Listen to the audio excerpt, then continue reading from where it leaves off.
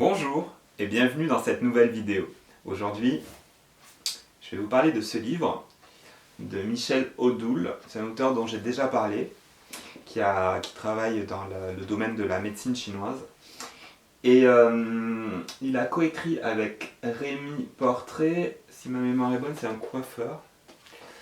Et le thème, donc, c'est sur les cheveux, et ça s'appelle « Cheveux, parle-moi de moi ». Et en sous-titre, on a « Le cheveu, fil de l'âme ». Alors, je trouvais ça très joli, « Le cheveu, fil de l'âme ». Alors, c'est vraiment par curiosité que j'ai lu ce livre. J'ai trouvé ça...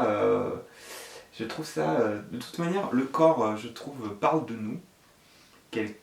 La façon dont on se tient, si on va être maigre ou gros, ça révèle des choses sur notre vie intérieure, en fait. L'aspect extérieur qu'on a, et le look, alors j'en parle même pas.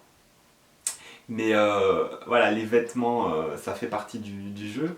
Mais le corps, principalement, notre attitude, notre voix, notre posture, même notre ossature, ça révèle de notre psyché. Et c'est très intéressant. Moi, je m'intéresse aussi à la morphopsychologie.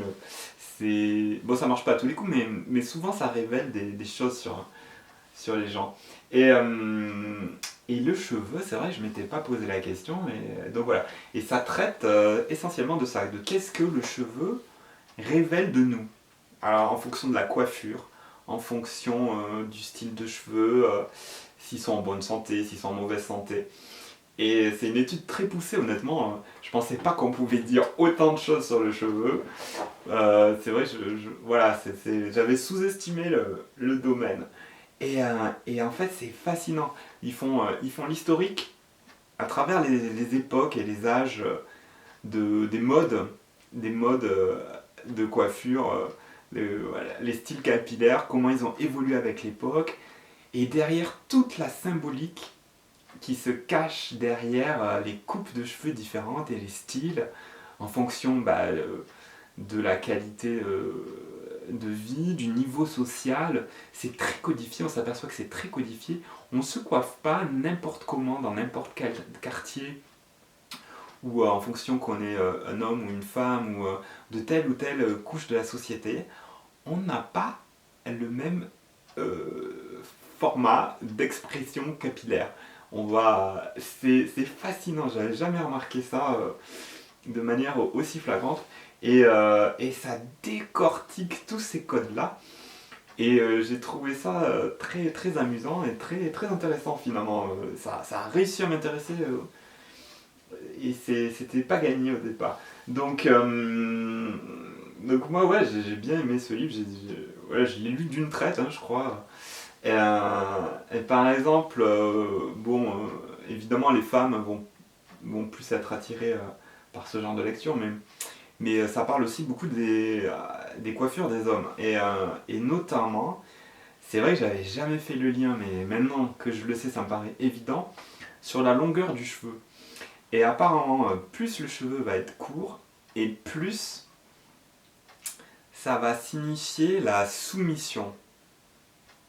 Alors c'est très curieux à dire comme ça, mais en fait, quand on y réfléchit, oui, c'est vrai qu'à l'armée, la première chose qu'on fait, c'est de couper les cheveux des soldats. Ah, honnêtement, franchement, ça n'a aucun sens. Je vois pas pourquoi les cheveux vont gêner un combattant. C'est vraiment une décision assez arbitraire. Il y a il y a ce côté-là et dans certaines religions aussi, quand une personne veut faire une offrande à Dieu, dans certaines religions, il se rase la tête. Donc voilà, le fait de se raser le cheveu très court, de le couper très court, ça a une très forte symbolique de soumission, soit à son Dieu, soit à son chef, si c'est à l'armée, soit au système, soit... et c'est vrai qu'on n'imagine pas dans une banque, par exemple, quelqu'un avec des dreadlocks et des cheveux longs en tignasse. C'est on se dit mais c'est vrai que c'est pas concevable en fait. Pareil, il n'y a pas que sur le cheveu d'ailleurs, hein, que ça parle aussi de la barbe, de tout ce qui est voilà, poil quoi. Et pour les hommes, ouais, la barbe, la moustache, etc. Et c'est vrai, notamment par exemple chez Disney, il faut savoir que les moustaches et les barbes, pour les employés, même les employés de restaurants et tout ça, hein, c'est interdit. Moi quand j'ai découvert ça, c'est vrai que à l'époque ça m'avait... peut-être que ça a évolué depuis, hein, mais à une certaine époque chez Disney, voilà, c'était interdit pour les hommes d'avoir un peu de barbe ou un peu de moustache. C'était pas concevable, voilà. Donc, et à contrario, dans certaines religions, c'est obligatoire d'avoir la barbe. Euh, donc voilà, il y a des codes par rapport à tout ça, très précis en fonction du lieu, de la situation, de l'époque, du sexe, et ça révèle énormément de nous. Et, euh, et la conclusion, c'est que plus le cheveu va être libéré et, euh, et long, après, oui, on peut dire ça, et plus la personnalité va être libérée et en paix avec elle-même, quoi.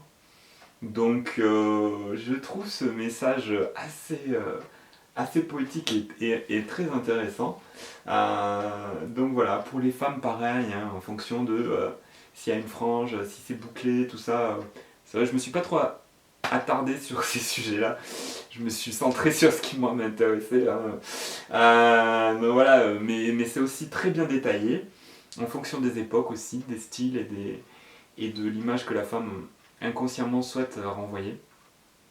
Donc voilà, un livre qui au premier abord ne paraît pas forcément intéressant, mais qui est vraiment, qui est vraiment révélateur de pas mal de choses et qui vous fera regarder vos amis et puis les gens autour de vous d'un œil un peu différent.